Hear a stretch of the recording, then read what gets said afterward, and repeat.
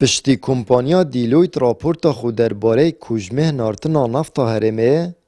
و دهات ویتنی و اکی افساله دا بلاف کری، شارزا و چافدر ناوروکا و راپورته بکارسات زانن. اجبردو اگرین سرکی. یا اکیب ارزان فروتنا نفته که ایک برمیل بهای $53 هاتیه فروتن و یا دویجی سرجم 4.1 میلیارد دلاران که دهات نفته بوینه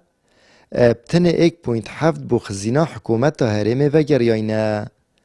آن که 59 سادش دهات نفت هرمه برزیه.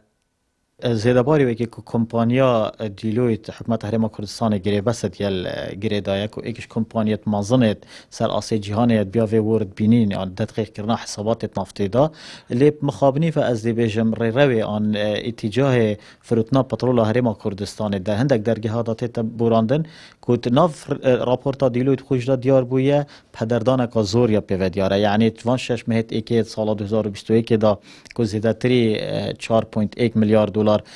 کوژمه یان سرجم پترول هات فروتن لی او پاره مای به حکومت هرم کردستان 1.76 میلیارد دلار یعنی شنیوه کمتره و تا سروی نیو پترول کردستان تندک درگه داد به ناو هندک کمپانیال به ناو هندک کریا به ناو کرین کمپانیان برهمینانه به ناو پاره و گواستن کریا بونمونه یا بوریه زیده وی که وکی استاندارد و پیورت نیف دولتی کار پی بهده کرن ادامه دا که قیران سروشتی و دست کرد هرم کردستان بدمایی هاتینه و بهای نفته بلند بویه لیتان هاجی حکومت بیجید پاره پیتویش بودا بشکرنا موچیل بردست نینه و گازنده یاش کمکرنا دهاتید کرد.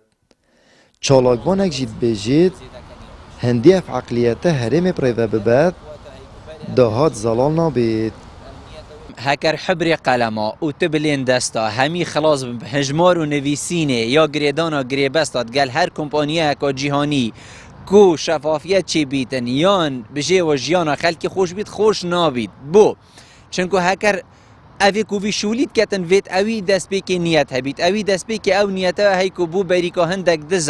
دزیت وکی خو یان لیت خو زیده تر ده ها چوا زیده بید زیدت بید بوا زیدت بید شفافیت ده چوا چه بید شفافیت تنی بوا چه بید افریقا توی چی ویزا کلی دی صباحی $10 دیت چنه سر بو کی زانید بو بریکا فلانی حساکت گل یه دی زیده بو دهات هرم کردستان از بارناکم دوشی صده بو گیرفان خلکی بیتن بلا کس نبیشتم من جاده کاتی تا چه کرن چنکو هکم بیشین جاده کاتی تا چه کرن حق جاده هین المن ورگرن وقتی چم طرم بیلاخو ام بیشین کمه سر نافخو گلک تشتین دیه توصا از بینم شفافیت چنا بیت هرم کردستان هندی اف عقلیته بیت اوافه گاوه حکمرانی الهرم کردستان کت